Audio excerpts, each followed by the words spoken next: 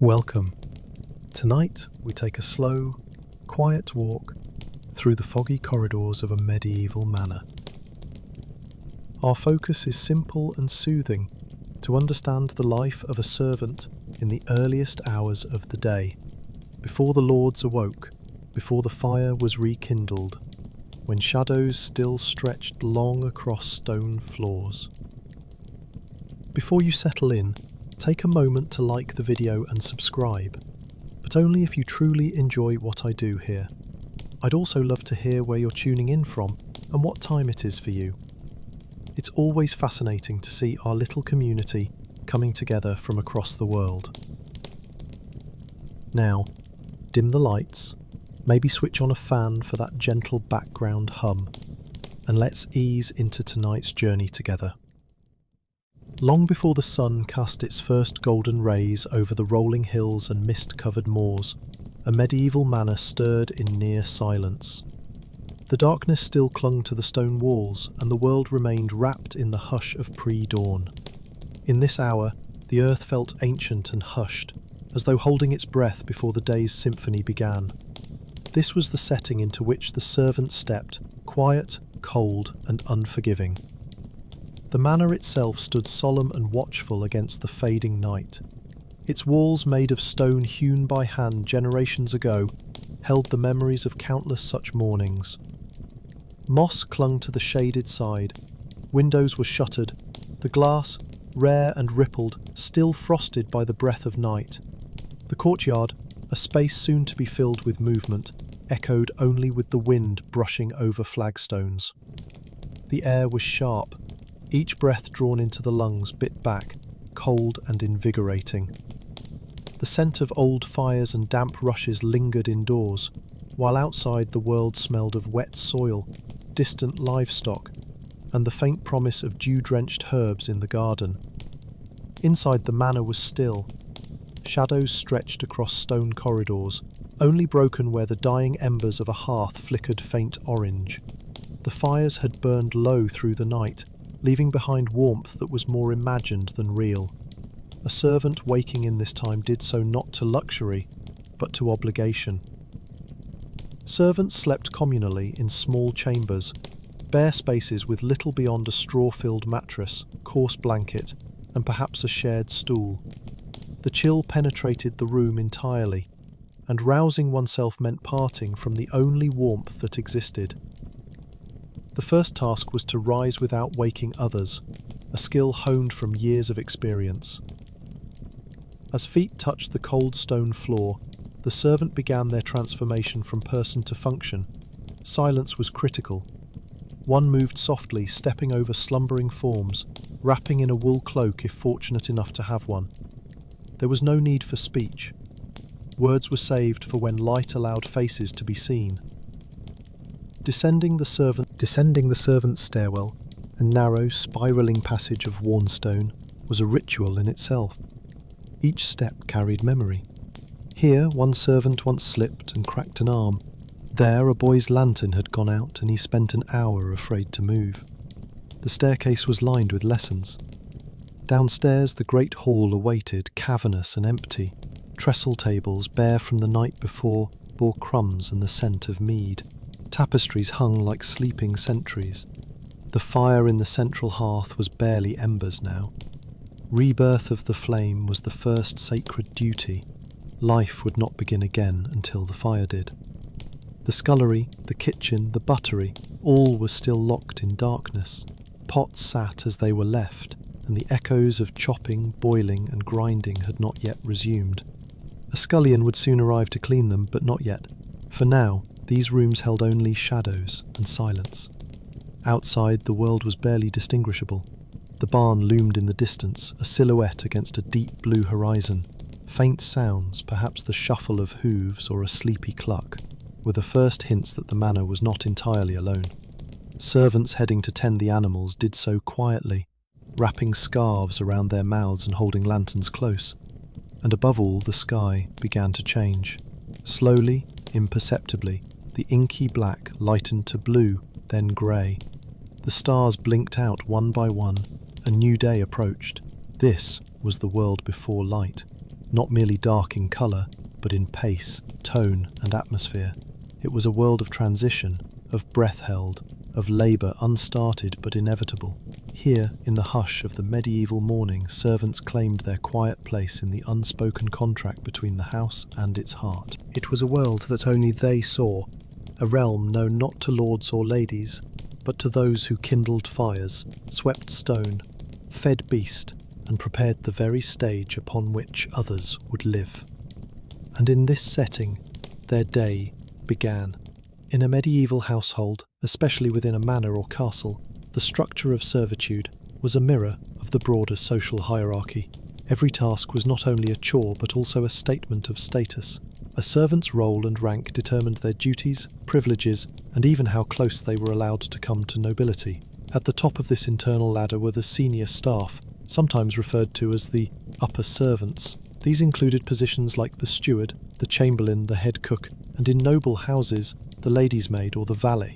These roles came with certain autonomy and responsibility. The steward managed the entire household, controlling the keys to the storerooms, overseeing purchases, managing supplies, and often dealing with external traders or villagers. The chamberlain had specific control over the lord's chambers and personal effects. The cook directed meals, not only preparing dishes but overseeing kitchen staff, menus, and the acquisition of ingredients. Each upper servant often had a subordinate or a team working under them. These junior staff included scullery maids, kitchen boys, laundresses, grooms, and footmen. Their duties were more physically demanding and required constant repetition. While the steward handled accounts and inventory, the footman scrubbed floors and hauled barrels. While the cook decided the meal, the scullery maid scoured pots until her fingers blistered. Roles were often gendered. Women were frequently found in the laundry, kitchens, or as nursemaids, while men served as porters, guards, or stable hands. Pages, young boys of noble or semi-noble birth, were placed in households as part of their training for future knightly or administrative roles. These boys, while technically servants, were also students, learning the etiquette and function of noble society. There were also specialised roles that reflected the specific needs of a household. Falconers cared for the lord's birds of prey. Huntsmen tended to the hounds and prepared hunting expeditions. A taster tested food for poison, a perilous honour. In large estates, a master of the horse managed the stables and transport. Life for these servants began early. The head cook might rise before the first crow to oversee the baking of bread and the roasting of meat. A laundress might begin her day by fetching water from a distant well and preparing lye for the day's wash. Each servant moved according to a rhythm dictated by both the clock and the expectations of their superiors. Promotion within the ranks was rare, but not impossible. A particularly clever kitchen boy might be trained into a cook's apprentice. A diligent maid might become a lady's maid. Advancement required not only skill, but favour, being noticed by a superior or the noble family itself. Despite the divisions, all servants shared a few commonalities: long hours, physical labour, and complete subordination to the household's needs. Meals were taken separately and usually after everyone else had eaten. Breaks were minimal. Privacy was a luxury unknown. Yet many took pride in their roles. A well-polished floor, a perfectly braided loaf, a tunic without a single crease. These were badges of honour. Servants often developed deep expertise. A groom might know the temperament of each horse better than the stable master. A laundress might boast of lifting stains others dared not touch. These roles were not merely occupational, they were identities. A servant introduced themselves not by name, but by function. I'm the second under cook, or I tend to the ladies' linens. This reflected the deep entwinement of task and self. This internal structure allowed the household to run efficiently. It prevented overlap, managed expectations, and created a sense of order amid the chaos. But it also reinforced rigid boundaries. A scullion could not speak to a steward without invitation. A footman would never presume to dine in the upper hall, even in the lord's absence. Still, this hierarchy gave some sense of predictability. One knew one's place, one's duties, and with luck, one's path forward. So in the early morning hours, before voices echoed in the halls and boots rang out across stone, these roles sprang into silent action. Each servant, whether high or low, played their part in a performance centuries in the making, and thus the manor breathed its first breath not through nobility, but through service. Waking before the sun was both duty and discipline for a medieval servant. There were no alarms, no clocks with glowing faces, just the ingrained rhythm of the body, the stirring of a neighbour, or the faint crow of a distant rooster. In winter, the darkness lingered even longer, and servants had to trust their internal sense of time, or the instincts of an older servant who always seemed to rise precisely on cue. The first action of waking was not a stretch or a yawn, but the urgent wrapping of warmth. Most servants slept fully clothed, or nearly so, to preserve heat in frigid rooms where frost formed inside on the windows. Blankets, if present, were rough wool or animal hide. The shared sleeping chambers had little privacy, and modesty was less about exposure than about function. Each servant's sleeping area was modest, a straw mattress on the floor or a thin pallet, perhaps elevated if they were of slightly higher status. These beds were usually shared, 2, sometimes 3 to a bed, for warmth and due to space constraints. Over time, one learned to sleep still, to avoid quarrels over accidental elbows or the hogging of covers. Rising quietly was essential. One misstep could wake a superior, leading to rebuke or worse. Servants moved like shadows, gathering belongings, donning outer garments and tiptoeing through the darkness. Some kept a pouch with their few personal items, a comb, a scrap of cloth for polishing shoes, maybe a string of beads. Dressing was a ritual of practicality. A linen shift, if they owned one, was the base. Over this, a woolen kirtle or tunic, sturdy hose or breeches, a cloak or shawl for warmth. Shoes, often ill-fitting and worn, were pulled on last. There were no mirrors, only feel. Hair was tied back or covered, laces tightened by memory. In noble houses, specific garments marked roles. A kitchen maid might wear a different apron from a chambermaid. A stable boy's tunic might be browner from repeated exposure to dirt. Servants with high positions might wear colours or insignia, though these were subtle and practical rather than decorative. Sometimes there was the soft hiss of water poured into a basin. Washing was brief, often done with cold water. A splash on the face, a quick rub of hands and neck. Hygiene was important but limited by access. A servant who smelled offensive would be reprimanded, so even in hardship cleanliness was maintained as best one could. There was little talk, but glances exchanged. A nod from one servant to another meant, "You're up too." In some homes a whispered prayer might be muttered, asking for strength, health, or simply an uneventful day. These small moments added texture to the morning. Older servants led the procession, heading to their designated areas. Younger ones followed or waited for a signal. Sometimes an overseer or steward made rounds to ensure wakefulness. A single knock on the door, a barked name. One did not pretend to sleep when called. For female servants, an extra layer of preparation involved tidying their appearance. Though there was no time for vanity, a woman might smooth her apron, retie her hair, or adjust a head covering. A respectable appearance was not just pride, it was required. Before stepping into the halls or out into the courtyard, some paused for a final breath, a last moment in the stillness before labour began. These were precious seconds, where identity could remain personal before it became professional. Thus dressed and ready, they joined the slow shuffle of others heading toward kitchens, stables, or laundry rooms. Cloaked figures passing in corridors, moving from darkness into dawn. Waking and dressing was more than preparation. It was an unspoken ritual, practiced daily, shaped by the rhythm of duty, habit, and resilience. In that quiet hour, long before the clamour of the household began, the servants had already started the day, not with words, but with motion. Once dressed and quietly assembled, each servant moved like clockwork toward their first appointed task. While the rest of the manor still lay beneath blankets and silence, these early risers became the quiet gears turning to bring the day to life. And of all the tasks that awaited, none was more sacred than rekindling the fire. The hearth was the symbolic heart of any medieval household. Its fire was warmth, food, and spirit. If it had gone cold overnight, either by accident or because the embers had naturally died, it was a matter of urgency to relight it. Failure to do so would mean no hot water, no porridge, no heat for the cold bodies soon to descend into the hall. The task often fell to a younger servant, one nimble enough to crawl into the fireplace, clear out yesterday's ash and begin anew. Kindling was fetched from the lean-to or the covered stores. Flint was struck with practiced rhythm. Dried moss or scraps of parchment helped coax the first flame. Then sticks, then logs. Once the fire took, the entire house would soon follow. Smoke rose through the chimney, and the faint scent of burning oak or beech began to perfume the air. One or two more servants joined in, placing irons, setting pots, and beginning to warm the large cauldrons that would heat water for washing. Elsewhere, buckets were carried in pairs from wells or nearby streams. Water was needed, not just for bathing but for steeping oats, soaking laundry, rinsing hands. The coldness of the water was biting, and servants often lost the feeling in their fingers, shaking them out while balancing their loads on wooden yokes across their shoulders. Another servant swept the great hall.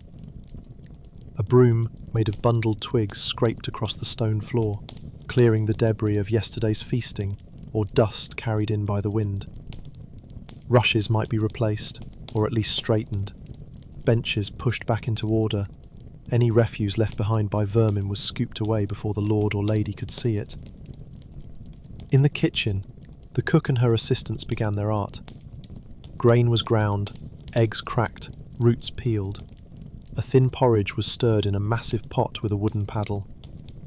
Bread dough, if not already prepared from the night before, was set to rise near the fire's edge. In some manners, leftover meat from the prior night would be reused in stew. Waste was unacceptable. Efficiency was survival. In smaller households, one person might do the work of three.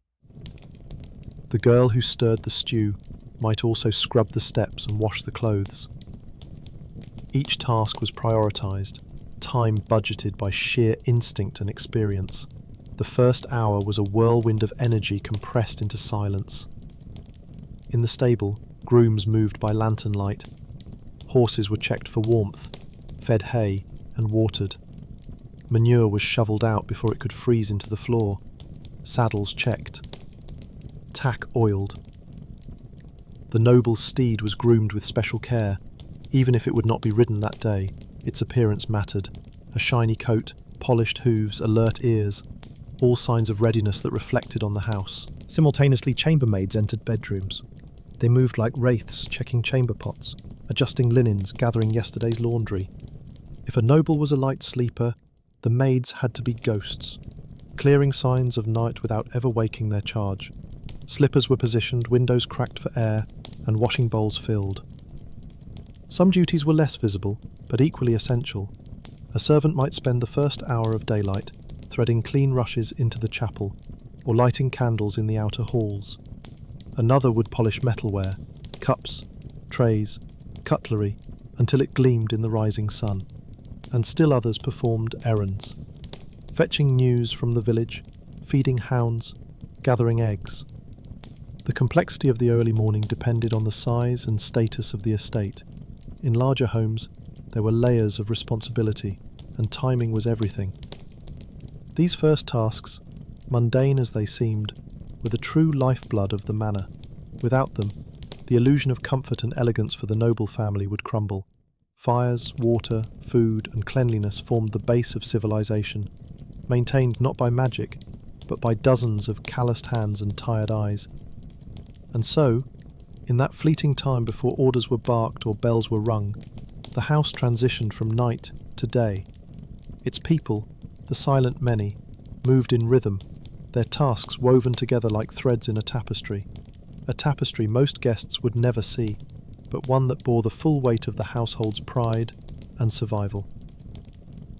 The first tasks were not just chores, they were rituals, sacred, repeated, essential.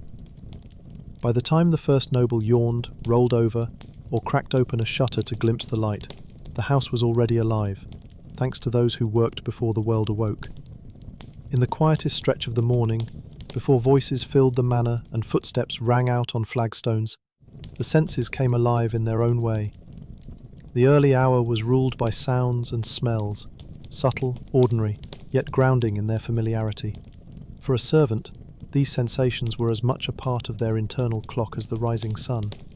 The first sound, was usually the creak of a door or the faint thud of a wooden bucket against stone. Somewhere in the depths of the kitchen, a pot shifted. From the courtyard, the muted clatter of hooves on cobblestone echoed softly as a groom moved through his morning routine. These sounds were not abrupt. They were part of the rhythm of waking life. Simultaneously, chambermaids entered bedrooms. In the kitchens, the fire hissed softly as fresh logs were laid atop smouldering embers. A servant might blow gently into the base, encouraging the flame's rebirth. The crackle of dry twigs caught quickly, then grew into the richer roar of firewood. Above it, water began to heat in iron pots, first still, then gently steaming.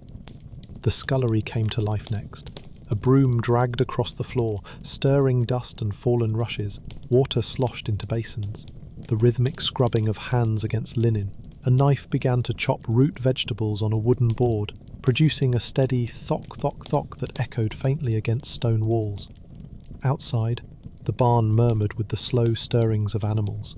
Cows shuffled and snorted softly, disturbed by the arrival of their caretakers. Chickens clucked drowsily, feathers ruffling as they awakened. The early calls of roosters rang out over the fields like ancient alarm bells. Pigs grunted, a few early feeders pressing against wooden pens. Then there were the smells. Smoke came first, rich and woody. It clung to cloaks, seeped into wool, and curled around the kitchen's low ceiling. This was not acrid but comforting, like the scent of protection against the cold. Following it was the aroma of bread. If dough had been left to rise overnight, it was now punched down and placed into ovens. The air warmed with the yeasty perfume of loaves taking shape. Alongside this, the more pungent scent of cheese, stored in cloth and set out for slicing. Sometimes it was accompanied by the sour tang of ale or the faint sweetness of mead left to ferment in the buttery. In the laundry, lye soap released a biting sharpness. Steam from boiled water mixed with the earthy funk of linen, bruised herbs, and the underlying note of wood smoke. It was a scent unique to labour, musky, herbal, and human. The stables added their own bouquet. Hay, manure, leather, and horseflesh, a mix both foul and familiar. Servants working in these areas came to associate these smells with routine and reliability. They meant the animals were alive, eating, functioning. Other scents hinted at the garden's proximity. Dewy thyme and mint might mingle faintly with the air if a breeze passed through. Carrots pulled from cold soil released a crisp, green aroma. Leeks, onions, and garlic, common and ever-present, joined the olfactory chorus. All these sensations, subtle sounds and deep smells, created a sensory map of the morning. They marked progress, comforted with their consistency, and guided servants as surely as any candle or call. A scullion hearing the bread's crust crack in the oven knew it was nearly ready. A maid smelling lavender oil knew her mistress's bath would be drawn soon. A stable boy recognising the sharp scent of mildew might inspect the hayloft for dampness. These cues were not idle, they were tools. In the absence of clocks and calendars, servants relied on their ears and noses to gauge what came next, who was nearby, and how smoothly the day was beginning. And so, the early morning atmosphere, rich with humble stimuli, was far from empty. It was a world in motion, a symphony of subtle signs, a tapestry of scent and sound that defined a servant's world long before the rest of the household stirred. In a medieval household, the servants were as structured and stratified as the society they served. At first glance, all servants might seem to blend into a collective background of labour and obedience, but beneath the surface was a well-defined chain of command. Every individual had a place, a title, a role, often reinforced by custom, experience, and even the clothing they wore. At the very top of the servant hierarchy was the steward, a position of immense trust and responsibility. Appointed by the lord of the manor, the steward functioned as the estate's chief operating officer. He oversaw all household functions, managed financial accounts, supervised agricultural production, and dealt with external tradesmen. In large estates, the steward rarely performed physical tasks. Instead, he directed others and held keys, literal and metaphorical, to the manor's resources. Directly beneath the steward were specialised heads of departments. The chamberlain, for instance, controlled the private chambers and was responsible for the personal comfort of the lord or lady.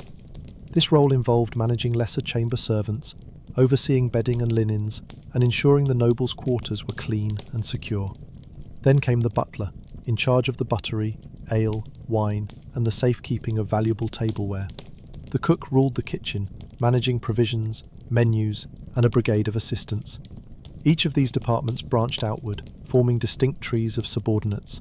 In the kitchen, beneath the cook, worked kitchen maids, scullions, and spitboys, each performing specific, grueling tasks from sunrise until late at night. In the stables, the master of the horse directed grooms and stable hands. In the laundry, the laundress directed washerwomen and water carriers. In noble households, another prestigious role was the valet de chambre, or the lady's maid. Though technically still servants, these individuals enjoyed closer proximity to nobility and were often privy to secrets and personal affairs. They dressed their masters and mistresses, offered companionship, and sometimes served as informal advisors. Despite this closeness, they were not equals and walked a fine line between servant and confidant. Below these roles were the labourers, the scullions, the kennel boys, the maids who scrubbed privies and washed linens. These roles were grueling and rarely received recognition, yet these servants formed the backbone of the household, and their diligence enabled the upper hierarchy to function.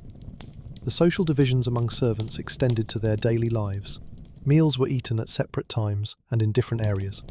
Upper servants might dine at a table with plates and cutlery, while lower servants squatted by the fire with bowls of porridge. Conversation between the tiers was limited and often governed by strict decorum. Punishments also followed the ladder. A chamberlain who made a mistake might face a formal reprimand. A scullion who failed his duties might receive a beating or be dismissed without pay. Advancement was possible, but difficult. Favour from a superior, excellence in performance, or the death or retirement of someone in a higher post might open doors. Rarely, a lower servant could rise significantly, but such stories were unusual enough to become legend. Gender also played a role in the hierarchy. Male servants generally held supervisory roles, while women were more likely to occupy supportive or labour-intensive positions. Yet some women, through skill or loyalty, could attain positions of considerable influence, such as the housekeeper or head laundress. The servant hierarchy was more than a management structure. It was a miniature reflection of feudalism itself. Duties were delegated downward. Respect flowed upward. Responsibility and privilege were distributed according to status and trust, and everyone knew their place. In the pre-dawn quiet, this hierarchy stirred to life. Orders given the night before were enacted without question. The steward checked supplies, the cook issued instructions, the chamberlain reviewed sleeping quarters. Each servant moved within their domain, conscious of their rank and of those above and below them. To the outsider, the household might appear chaotic, but to those within, the chain of command offered clarity and security. One always knew who to report to, who to obey, and whom to avoid when things went awry. It wasn't merely about control, it was about order, and in a world filled with uncertainty, the servant hierarchy ensured that the great house awoke, thrived, and rested in the hands of those who laboured unseen. In the hands of a medieval servant, tools were extensions of the body, silent, indispensable companions in the day's earliest hours. From hearth to stable, kitchen to laundry, each task relied on objects worn smooth with use, marked by the labour of generations. These implements weren't just tools, they were symbols of station, tokens of trust, and instruments of routine. In the kitchen, a world of early chaos and culinary craft, the tools were as varied as the ingredients. Iron pots and cauldrons dominated the hearths suspended by hooks or balanced over coals. These heavy vessels held stews, porridges and broths, their blackened sides coated with the smoke of countless meals. Wooden paddles stirred thick mixtures, their handles moulded to familiar hands, knives sharp and versatile, carved, chopped and sliced. A servant's knife might be their most personal tool, kept clean, honed and tucked into a belt for easy reach. Grain was ground using hand querns, large stones turned by sheer muscle. The sound of grinding, a low, rhythmic groan, echoed through kitchens long before any rooster crowed. Spit boys, assigned to the fire, used long rods and meat hooks, rotating haunches over flames while wiping sweat from their brows with singed sleeves. For baking, wooden dough troughs and peels helped manage rising loaves, and floured cloths were used to cover the dough overnight. Water, essential for every chore, was drawn using yokes, wooden frames slung across the shoulders, holding buckets at either end. These yokes balanced the weight, reducing strain during long walks to wells or rivers. The buckets themselves were wooden, bound with metal hoops. Iron and bronze pails existed too, heavier and more durable. Cleaning required its own arsenal. Rush brooms made of bound reeds or twigs swept soot and dust. Scrubbing was done with coarse cloths or brushes made from stiff bristles. Ash mixed with water became lye, a potent cleaner that burned the skin if handled improperly. Sand, too, was used as an abrasive to scour pots. In the laundry, great wooden tubs were used to soak, beat, and rinse garments. Battledores, flat wooden paddles, were used to strike wet fabric, loosening dirt. Stones, too, were used along stream banks where laundry was done outdoors. Soap, when available, was made of animal fat and ashes. Most of it was harsh, requiring gloves or quick work to protect the hands. Stables had their own suite of tools. Pitchforks lifted hay, shovels moved manure, hoof picks cleaned horses' feet, brushes made of horsehair or straw groomed their coats. Leather straps, buckles, bits and bridles hung neatly in rows, maintained and oiled by grooms who took pride in their condition. Even the simple stable lantern, shielded with horn or oiled parchment, was a crucial tool, lighting the dark stalls before sunrise. Chambermaids carried a kit of linens, oils and cloths. Some had small boxes containing combs, thread and needles to mend or prepare garments. Fire tenders kept flint, tinder boxes and bellows, necessary to start and maintain the day's flame. Bellows hissed softly as they breathed air into dying embers, coaxing flame from smoke. Personal tools varied as well. A footman might carry gloves to handle hot trays or cloth to polish silver. A messenger might keep a satchel and wax seal. Pages sometimes carried slates or scrolls for note-taking. Each tool reflected a servant's duties and defined their place. Possessing certain tools marked trust. A kitchen knife meant access to food stores. A ring of keys, carried only by stewards, butlers or trusted housekeepers, meant power. Some servants carved initials into handles or wrapped grips in coloured cloth to identify their gear. Tools were not always replaced when broken, they were repaired. Handles rewrapped, pots retinned, buckets patched with iron. There was pride in the longevity of a well-used item. It showed experience, skill, belonging. Apprentices and younger servants often inherited tools from elders. A cook's paddle might pass from mother to daughter, a stable hand's brush handed down with advice. This one works best if you flip from the shoulder. Such heirlooms carried more than function, they carried stories. Tools were also instruments of survival. A missed swing with a blade could mean injury, a cracked pot could ruin a meal. Poorly maintained gear led to punishment. Servants learned to care for their tools with the same diligence they offered their tasks. By mid-morning, these tools would be in constant motion, but in the twilight hours before the world awoke, each one waited in its place, silent, essential, and ready to be brought to life by the hands that knew them best. In this way, a servant's world was built not only of stone and silence, but of the implements they wielded, the familiar weight, the worn grip, the smell of smoke and soap. Together, servant and tool transformed a sleeping household into a living one chore at a time. As the final haze of night retreated from the sky, the manor's quiet pulse quickened. This moment, just before the nobility began to stir, was one of tension, of preparation, of transformation. The house was not merely waking, it was being dressed, adorned and composed into a scene of orderly beauty, and the servants were its choreographers.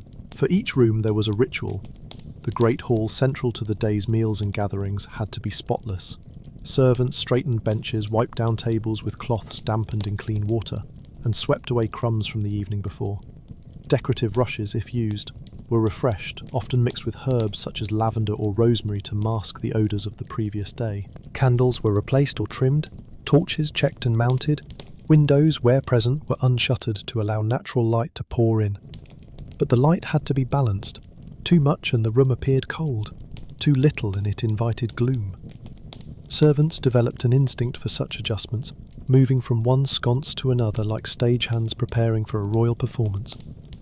In the private chambers, another symphony of care unfolded. Bedding was smoothed, pillows puffed, and curtains drawn back to welcome the day. Nightclothes, if any, were whisked away, and fresh garments laid out, each piece selected with care. A lady's gown might be arranged with its sleeves fanned outward, a lord's tunic folded with ceremonial neatness. Boots were polished and set beneath stools. The lady's maid or valet anticipated preferences. Some nobles wanted slippers warmed by the fire. Others required a specific scent to fill the room. Coals were rearranged in braziers, basins were filled with water, lukewarm if possible, and fine cloths laid beside them for washing. Mirrors were wiped clean. In the kitchen, the rhythm of breakfast had begun. Porridge simmered gently. Bread, once baked, cooled beneath linen cloths. Tables were laid with trenchers, knives and cups. each in its place according to rank and routine. In the buttery, goblets and pitchers were lined up for ale or watered wine. The serving staff rehearsed who would carry what and when. Timing was everything. The hallways connecting these spaces became arteries of quiet movement. Footmen passed with trays, maids with laundry baskets. A whispered warning or a simple tap on the wall announced their presence. Crashes were unthinkable. Servants moved fluidly, silently, often barefoot to avoid noise. Even outdoors, the stage was being set. Courtyards were swept, horse droppings discreetly removed, paths cleared. In larger estates, decorative gardens near the nobles' windows were trimmed, ensuring the first view of the day was pleasing. If guests were expected, banners were unfurled. Dogs were kept from barking, chickens penned away. Each servant played a role. The steward might check progress room by room, issuing soft corrections or reminders. The cook stood over her assistants, tasting, watching. The chamberlain inspected the lord's quarters. The head laundress barked orders over boiling pots. It was a hum of diligence. And yet, beneath it all, there was anxiety. Every creak of a floorboard might signal an early riser.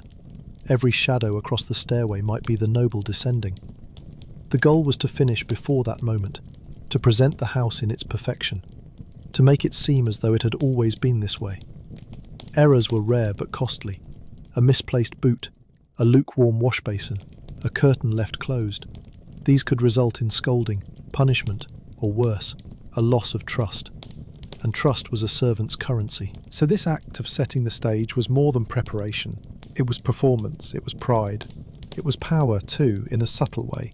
The noble might rule the house, but the servant defined its welcome. The noble might awaken to luxury, but only because unseen hands had worked tirelessly to provide it. And when the moment came, when the door creaked open, and the day officially began, servants stepped aside, disappearing into shadows. Their presence dissolved, their labour invisible, but the results remained. A warm room, a dressed table, a polished floor, a satisfied sigh. This was the servant's true morning, a masterpiece painted in silence and wiped clean before it could be admired. And with it complete, the next chapter of their long day could begin. The rhythm of a medieval servant's life changed dramatically with the seasons. While many duties remained constant, fire tending, cooking, laundry and cleaning, the context in which they were performed shifted in response to the weather, the length of daylight, and the changing needs of the manor. Each season painted a different picture of hardship and adaptation. Winter was the most brutal. The darkness lingered, sometimes until mid-morning, and servants rose long before the first hint of light. Fires, having gone cold overnight, took longer to rekindle. The stone floors bit into bare feet, and water froze in the buckets before it could be used. Servants who fetched water from outdoor wells had to break through layers of ice. Clothing was layered, coarse wool cloaks, mittens if they existed, head coverings, and even then, fingers and noses turned red from exposure. The cold slowed everything. It took longer to start the fires, to cook meals, to clean floors. Stables needed more care, as horses were vulnerable to the chill, and their water often froze. Indoor spaces were closed tightly, making air stagnant and the smell of bodies and food more pronounced. Yet servants had to keep those rooms ventilated when possible, cracking shutters briefly to chase away the worst of the stale air. Despite the hardship, winter also meant slightly fewer external chores. Fields lay dormant, and there were fewer visitors to host. This allowed for maintenance tasks, mending clothing, oiling tools, patching furniture. It was a season of internal focus, preserving food, tending hearths, and keeping the manor's vital heart beating despite the frozen world outside. Spring brought with it a mix of relief and chaos. As days grew longer and warmer, the pace of life accelerated. Mud replaced ice, creating new challenges. Servants tracked dirt into halls and spent hours scrubbing floors and boots. Spring cleaning was not a quaint concept. It was a monumental task. Rushes were replaced throughout the manor. Curtains were taken down, beaten and rehung. Linens were laundered on a massive scale. Fields required attention, and any servant not essential to indoor life might be called to aid in sewing or fence repair. Animals, more active now, needed care as birthing season approached. The sounds of bleating lambs and squealing piglets joined the morning chorus. Bees stirred, chickens laid more regularly, and eggs became a more frequent addition to breakfast. Spring also heralded more guests. Nobles returned from winter retreats, bringing expectations and complications. Servants scrubbed rooms that had lain dormant, aired out feather beds, and stocked pantries. The manor stretched itself open, and the servants were the sinew that allowed it. Summer was the busiest season. Light dominated, and sleep diminished. Servants rose earlier and worked later. The kitchens grew unbearably hot, and outdoor labour was relentless. Harvest preparation began early, gathering tools, inspecting barns, reinforcing carts. Laundry dried faster, yes, but the demand grew tenfold. Clean linens were expected constantly. Weddings, feasts, and festivals abounded. With them came endless work. Sweat became a servant's constant companion. Bathing more than once a week was rare, but wet cloths were used to wipe away grime in private moments. Dehydration was real, and those drawing water from the well were heroes of the household. Insects swarmed. Food spoiled faster. Still, it was the season of abundance. There was music from the fields, laughter from kitchens, and a strange joy in movement despite the exhaustion. Autumn was a season of urgency. Harvest ruled everything. Even household servants lent their hands to the fields. Grain, vegetables, and fruit had to be gathered, stored, and preserved. The manor's pace doubled, and every day felt like a race against encroaching winter. Preservation was key, salting meats, storing apples, drying herbs. The fires returned to prominence, drying wet garments and heating the great pots for stews. Servants were on edge, knowing that mistakes now would echo through winter. A barrel not sealed correctly might spoil. A thatch left loose might leak. Autumn was a time of preparation. And yet, in the quieter moments of evening, autumn brought beauty. Golden leaves, cool air, and the scent of wood smoke. Servants paused to breathe in the season, even as their hands remained busy. Throughout all seasons, servants adapted not only their tasks but their tools. They changed the angle of the broom in summer to sweep up pollen, switched from carrying wood to stacking it in fall. They knew when to watch the windows for the sun, and when to look to the hearth. Their bodies bore the imprint of the year's cycle. Calluses thickened in summer, joints ached in winter. The rhythm of their lives was not marked by calendars, but by the colour of light through a high window or the thickness of mud in the courtyard. Seasonal variation made each day unique. Though the tasks repeated, the world around them changed constantly, and servants had to change with it. There was no luxury in constancy, only the necessity of adaptation. Each season brought with it new burdens, new rhythms, and new hopes. In this eternal wheel, servants became masters of transition. They were the first to feel the shifting wind, the first to smell rain in the air, the first to know that today would be different. And so, before sunrise in winter or summer, spring or fall, the servants rose. They dressed by candlelight, wrapped scarves against wind or heat, and stepped once more into a world that never stopped turning. Despite the whirlwind of responsibilities that filled a servant's morning, there existed slivers of time, precious, fleeting, and deeply personal, where quietness fell upon the individual. These were not scheduled breaks or formal moments of respite, but subtle pauses amidst the routine, hidden like pearls in the folds of a day that never stopped moving. A servant might find this solitude in the earliest breaths of dawn, before others stirred, standing alone at the hearth as flames licked the logs into life. The fire's crackle was their companion, and for a few heartbeats they simply watched, eyes drawn to the glow, mind adrift in the warmth. These moments grounded them. In the fire's flicker, the servant saw not just light, but memory, of days past, of family far away, of who they once were before servitude shaped their hours. Another moment might come while drawing water. The walk to the well in the grey light offered a pocket of silence. No voices, no footsteps, only the wooden bucket swinging, the chill biting the skin, and the stillness of a world not yet awake. The sky was often at its most magical then, washed in pale blue or tinged with fading stars. Sometimes birds chirped timidly, testing the air, and in that interval the servant belonged not to duty, but to themselves. Laundry work, though laborious, sometimes offered an escape of mind. As hands moved rhythmically, scrubbing, wringing, hanging, thoughts drifted. A laundress might hum a tune her mother once sang. A stable boy might whisper to the horses as he brushed their coats, sharing secrets or dreams. The repetition lulled the mind into something close to meditation. Servants learned where in the house solitude could be snatched, a window facing east that no one favoured, a cold corner in the buttery where shadows lingered, a hallway between the scullery and the garden where rushes softened the sound of steps.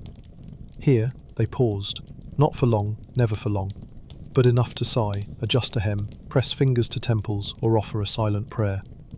Some servants, more daring or cherished, found even deeper sanctuary. The lady's maid who had proven herself indispensable might be granted time to sit and sew in peace. The steward, between inspections, might close a ledger and lean back, eyes closing briefly. These were not breaks, they were reprieves, half-earned, half-stolen. In households with chapels, servants sometimes crept in at dawn to kneel in silence, not always to pray, but to be, the flicker of candlelight on stone, the smell of incense from the prior day's mass, the carved wooden pews. These provided a kind of comfort no fire or meal could offer. Nature, too, was a refuge. A stable hand might linger outside longer than needed, breathing in the scent of hay and dew. A kitchen maid might rest her elbows on a windowsill, staring out at the garden as mist curled over cabbage rows. Even if only for seconds, these were their own. These quiet moments served more than sentiment. They preserved sanity. They reminded servants they were still human, still individuals with names, thoughts, and inner worlds. In a life defined by hierarchy, orders, and endless movement, such moments tethered the soul. Not all servants found such moments. For the youngest, the most overburdened, solitude was a myth. Yet even they learned to carve silence within. A whispered word to themselves, a glance at the rising sun, a pause before lifting the next heavy pot, microseconds of freedom. And when these moments ended, as they always did, the servant resumed their role, not with resentment, but with renewed breath. The house needed them, the day was long, but for that sliver of time they had belonged only to the dawn and to themselves. It was in these shadowed seconds that the spirit endured, not in rest, but in pause, not in escape, but in presence.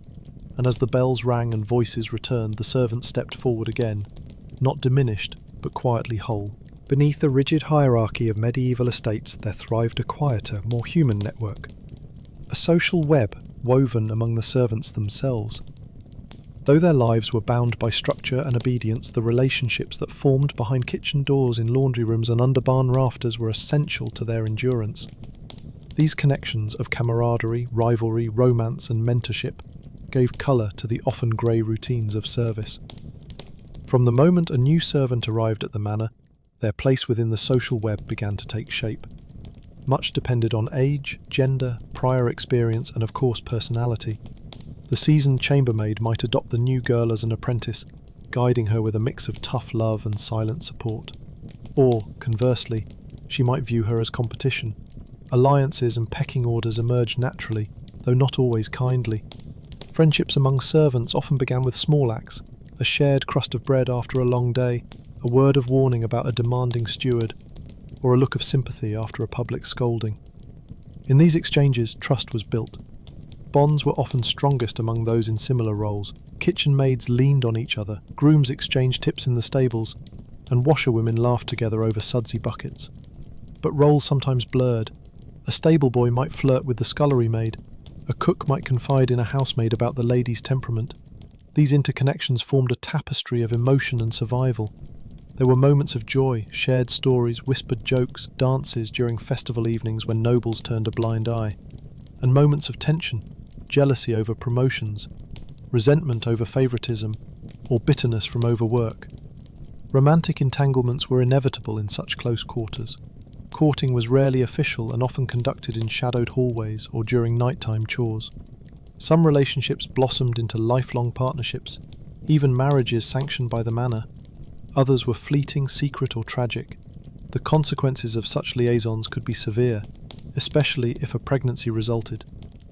A maid found with child could be dismissed or punished, while the father, if a fellow servant, might disappear from the staff roll shortly after.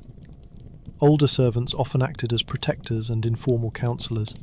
A long-serving valet might teach a younger boy how to shine boots properly, or avoid the wrath of a temperamental master. A laundress, hardened by decades of toil, might comfort a weeping girl too sore from scrubbing to lift her arms. These relationships, built over years, could be as deep as family. Yet, not all relationships were kind. Gossip was a powerful tool. A single rumour could tarnish a reputation or provoke punishment. Spiteful remarks could inflame tensions. Accusations, whether true or false, might lead to dismissal. The confined world of servanthood meant every word echoed. Despite this, solidarity often triumphed. When a servant fell ill, others might quietly do their share of tasks. When a cruel master punished unfairly, servants might band together to shield the victim or find ways to soften the blow. A loaf of bread smuggled to a friend, a favour repaid without words. These acts of resistance and care defined the heart of servant life. Work defined the external structure of their day, but relationships gave it emotional meaning. Celebrations, though rare, strengthened these ties. On holidays like Christmas or May Day, servants danced, sang, and feasted. Hierarchies loosened, at least for a moment, and laughter echoed through halls usually filled with commands. Faith also played a role in servant relationships. Prayers said together, shared masses, or lighting candles for one another's struggles fostered a spiritual connection.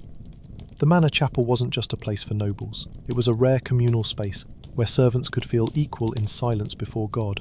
Even competition had its place. Servants competed to curry favour with superiors, hoping for better tasks or closer positions to the household heads. This ambition could cause friction, but also inspired excellence. A well-kept chamber or an expertly turned meal reflected not just duty, but pride. Ultimately, the social web among servants was a living thing, flexible, invisible, and deeply necessary. In a world where they were often seen but not heard, these relationships allowed servants to see one another clearly, to find companionship in hardship, and to remain human beneath the burden of servitude. Without these connections, the manor might still run, but it would be a colder place, mechanical, joyless. With them, even the earliest hours of the morning could be softened by shared glances, inside jokes, and the quiet comfort of not being alone. Thus, the social web didn't just sustain the individual, it sustained the entire servant class, binding them together with unseen threads of loyalty, kindness, and understanding that outlasted even the most grueling of days. The life of a medieval servant, especially in the hours before sunrise, extracted a high price from the body and the soul. Though history often paints the nobility in brilliant colour, the story of those who served them is told in aches, bruises, and whispered prayers. The wear and tear of this life was constant, silent, and for many, inescapable. Physical exhaustion was the norm. The servant's body was a tool used and reused without rest. Long before the first light touched the sky, the day had begun with hauling water, chopping wood, or lifting heavy iron pots. Muscles strained under the repetition, joints ached with age far too early, knees cracked, shoulders burned, and hands blistered. Scullery maids bore red, raw fingers from lye and hot water. Spit boys developed burns from tending the roasting fire. Grooms pulled at reins and shovels until their backs stiffened. Few servants lived past 50, not because of battle or plague, but because of relentless toil. And for every injury, twisted ankle, knife cut, pulled tendon, there were few remedies beyond herbs, bandages, or makeshift splints. Diet compounded this strain. Servants rarely ate what they cooked for the lords. Meals were plain: porridge, onions, a crust of bread, broth when lucky. Protein was rare, sweets rarer still. Malnutrition dulled the mind and weakened the immune system. Teeth rotted early, and infections that might be trivial today could become deadly. Sleep too was scarce and restless. A servant might collapse on straw bedding only to rise again in hours. Interruptions came often. Bells, demands, accidents. Some slept in corners of the kitchen or curled near the hearth to stay warm. Dreamless, heavy sleep was the only escape, but even that was a luxury. Weather added its own toll. Cold bit through thin tunics. Wet conditions caused sores. Summer sun led to blisters, dehydration, and nosebleeds. Few households provided servants with adequate clothing beyond the bare minimum, and since shoes were expensive, many went barefoot year-round. Beyond the physical, the psychological toll carved its marks. Servants had few rights. They lived in proximity to wealth but were barred from enjoying it.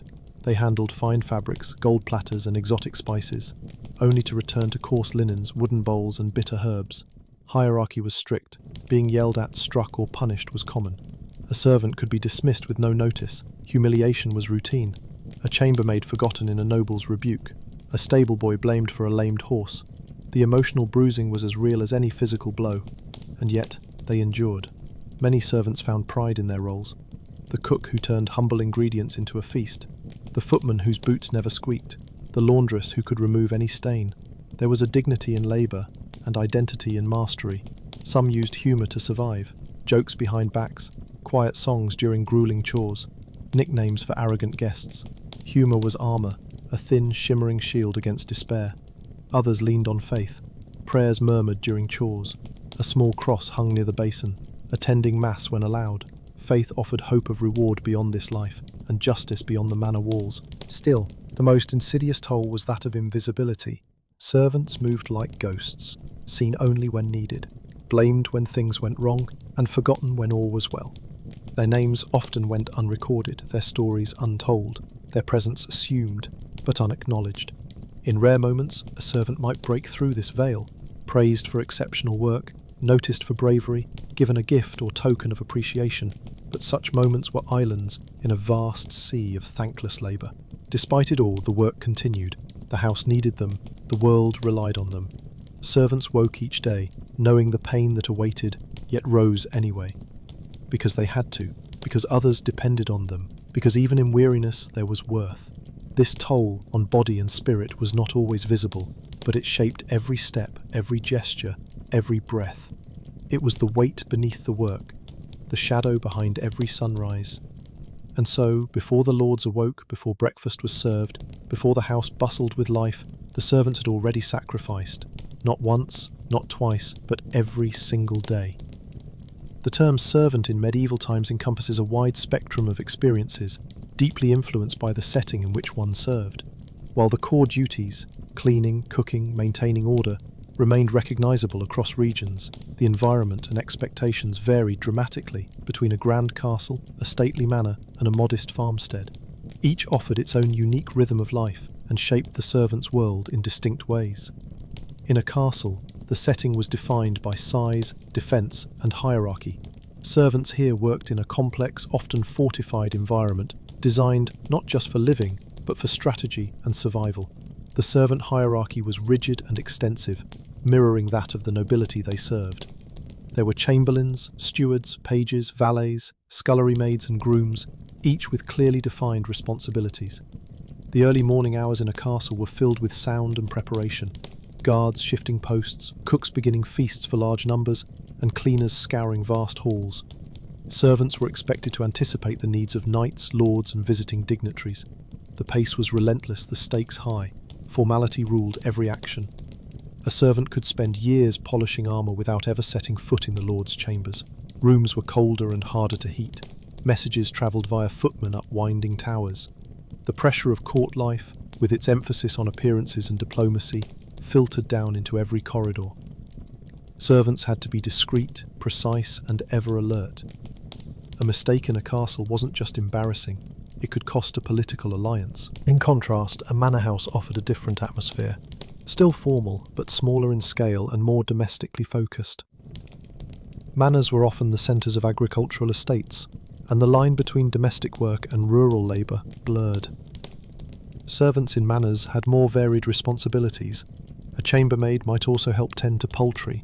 A stable hand might assist during harvest. Life in the manor was more intimate. Servants lived closer to the family, sometimes even sharing meals on certain days. While hierarchy still existed, the distances, both literal and social, were smaller. A servant might form personal bonds with the household, even earning a kind word or favour. The manor pulsed with the rhythms of the countryside. The cycle of planting, birthing, and harvesting was ever present. Morning routines here involved preparing for the lord and lady's day, but also included assisting with outdoor chores. Milking cows, gathering eggs, and preparing produce from the garden were part of the daily reality. The seasons shaped the servant's experience. Spring's mud, summer's heat, autumn's harvest, and winter's stark stillness. Then there was the farmstead, often without nobility, but no less dependent on servant or bonded labour. Here, life was starkly communal. The family worked alongside hired help or bound serfs, and while the power dynamic remained, there was less separation between those who owned and those who served. Duties were less about polish and more about survival. On a farm before sunrise, servants rose to feed animals, mend tools, and prepare for grueling outdoor labour. Meals were simple and shared.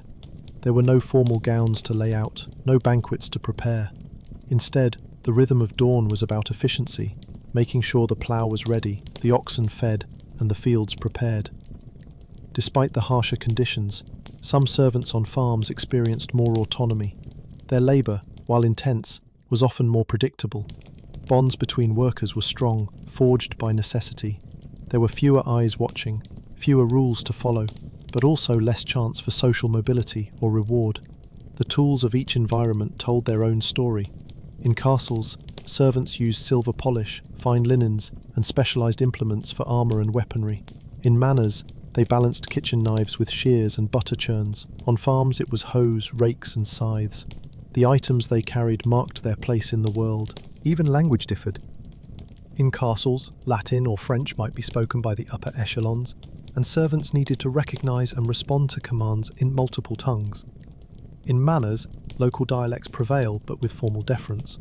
On farms, speech was plain, direct, and often colourful, born of toil and weather. Social dynamics shifted too. A castle servant might serve under a major domo or steward and see the lord rarely. A manor servant might speak daily to the family they served. A farm servant might share stories with the farmer at day's end. Intimacy, formality, and invisibility varied with the bricks and beams around them. And so, though the title servant blanketed them all, the life it described was kaleidoscopic. Castles required precision, manors demanded versatility, farms tested endurance. Yet in all these places, the servant rose before the sun. They faced the cold floor, they whispered their morning prayer. They worked not for glory but for necessity, and though their worlds differed greatly, their heartbeat was the same, steady, unseen, and essential to the turning of the medieval world. As dawn crept ever closer, there came a rare and sacred interlude in the lives of medieval servants, a liminal space, just before the clang of the bell or the first footsteps of nobility shattered the stillness. This was the last breath of true silence in the day, and for those who noticed, it held a profound gravity. The fire had been stoked, the bread was nearly ready, water stood in bowls, steaming softly. Linens were folded, coals glowed under kettles, boots scrubbed and placed precisely awaited their master's feet. Everything was ready, or nearly so, and then a hush fell. It was not a pause from laziness, nor a failure of discipline. It was a collective, unconscious suspension, shared by all servants across the house. In those final few minutes before the household awoke, a strange calm filled the space. Perhaps they stood in doorways, surveying their work. Perhaps they adjusted their posture, smoothing aprons, brushing dirt from sleeves. Perhaps they merely breathed. For the youngest, it might have been a moment of nervous anticipation. Would the mistress be pleased today? Would the master rise early or late? Had anything been forgotten? For seasoned workers, it was a chance to centre oneself, a practised inhalation before the demands descended. In large manors or castles, it was common for one servant to be designated to listen for signs of stirring in the noble chambers. A footstep, a cough, the creak of a wooden bed. These were the signals, but until then, servants lingered in liminality. This was also when servants might catch one another's eyes in mutual recognition, a nod from the cook to the maid, a brief smile between the scullion and the page. Nothing needed to be said, they had all done their part, and in that shared silence was pride. The stillness extended to the house itself. The walls, usually echoing with demands and footsteps, stood in reverent calm. The rafters overhead groaned softly in the chill. Outside, the first light played on stone. Birds began their tentative song. Servants cherished this time, not because it was long, but because it belonged to them. They had earned it. It was the quiet before performance, the backstage calm before the curtain rose. Many used these minutes for small rituals. Some whispered prayers for patience, others traced symbols over their hearts for luck. A few adjusted the folds in a tablecloth just once more, not because it was needed, but because it felt right. The sensory world was heightened, the soft sound of coals shifting in the hearth, the scent of rosemary scattered on rushes, the feel of smooth linen beneath careful hands. These sensations were often lost in the noise of the day. Here they had room to bloom. In some households, bells marked the official awakening of the noble family. The sound would ring out, metallic, final, definitive, but even in homes without bells, servants knew the moment when silence would break. The dog barked, a door opened, a call rang down the stairs, and so these last moments mattered. They were the final space for reflection, for grounding, for remembering oneself not just as a servant, but as a person. Because once the bell rang, everything changed. Orders came fast, voices rose, movements became urgent, plates clattered, Instructions flew, there would be no more silence until the stars returned. Thus in those final moments a servant's world was briefly whole, balanced, steady, poised, and as the bell rang, loud and clear, they stepped into the day, their silence tucked away like a secret talisman against the noise to come. The moment a noble awoke marked the end of the quiet and the beginning of a new chapter in the servant's daily performance. This first encounter between the worlds of labour and privilege was rich with symbolism, steeped in ritual and fraught with invisible tensions. It was the moment the servant's unseen world became momentarily visible, though not always acknowledged. Typically, the day began with a gentle knock or the slow creak of a door. A lady's maid or valet would enter the noble's chamber just before they stirred, timing their entrance based on years of familiarity. No voice was raised, only soft steps, a whispered greeting, or the subtle clink of basin and pitcher. Waking a noble required not just timing but instinct. If the lord or lady was already awake, their eyes opening to the dawn light, the servant's posture became deferential. Bows were made. "Good morning, my lord," or "my lady," was spoken in a tone both warm and restrained. The room had already been prepared, the fire was burning low but steady, fresh linens awaited, garments were aired and warmed, and the morning's wash water had been adjusted to the perfect temperature. This interaction, brief though it was, set the tone for the entire day. A servant's misstep, be it a mislaid brush, an overzealous tug at a corset ribbon, or water too cold, could sour the mood of the noble, and by extension ripple down the entire household hierarchy. The stakes were small but significant. For the nobility, this was a moment of ease, perhaps taken for granted. A man might sit silently while his boots were slipped on, his belt buckled, his collar straightened. A woman might inspect her gown, allow her hair to be brushed in long, careful strokes, or simply hold out her hand to receive a warmed cup. In this space, the servant was both invisible and indispensable, but the interaction was not purely mechanical. Over time, familiarity often bred a strange intimacy. A trusted valet might anticipate his master's moods, noticing when his silence spoke volumes. A lady's maid might quietly offer comforting words after a restless night. While their roles were fixed, the most competent servants learned to navigate the emotional landscape as skillfully as they did the physical one. These first encounters were also full of ritual. A towel draped just so, a cup placed precisely on the sideboard, the noble's seal ring cleaned and laid near their hand, jewellery arranged in an order matching the social calendar. Each motion was choreographed, each expectation unspoken but understood.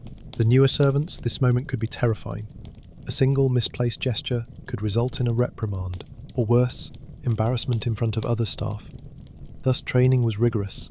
Apprentices watched seniors, learning how to move soundlessly, speak sparingly, and notice everything. There were also the silent victories, when a noble looked in the mirror and nodded approvingly, when they asked for a specific maid by name, when a compliment was offered in passing, "Well done today." For the servant, these were rare and cherished acknowledgements.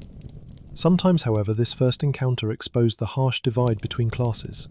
A noble's mood might be foul, and the servant became an easy target.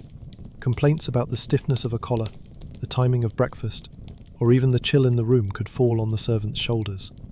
There was no option to argue, only to nod, apologise, and try to remedy the offence. Yet even amid this power imbalance, subtleties of influence existed. A long-serving maid might know which garments the lady favoured on a difficult day. A valet might know when to leave a note, or adjust the room's lighting to suit his master's melancholy. These small acts of emotional labour often went unnoticed but carried immense weight. In grander households, these first interactions could involve multiple servants, a team effort. One prepared the clothing, another the water, while a third lit the incense. Each one moved with precision, their timing coordinated. Like actors on a stage, their performance was seamless. Once the noble was dressed and satisfied, the encounter ended as quietly as it began. The servant withdrew with a bow or curtsy, stepping backward out of the room. The door closed with a soft click. Silence returned. But for the servant, the day was only beginning. There were fires to stoke elsewhere, meals to serve, halls to clean. That first encounter was but one node in the vast web of responsibilities that would stretch, unbroken, until darkness fell again. Still in that moment, when nobility met servitude, a servant stood at the threshold of two worlds. They bridged silence and sound, preparation and performance, invisibility and presence. And though their name might not be remembered, their role was essential. For every noble day began with a servant's hand, and every servant, before that first bell had rung, had already shaped the world that noble would walk through.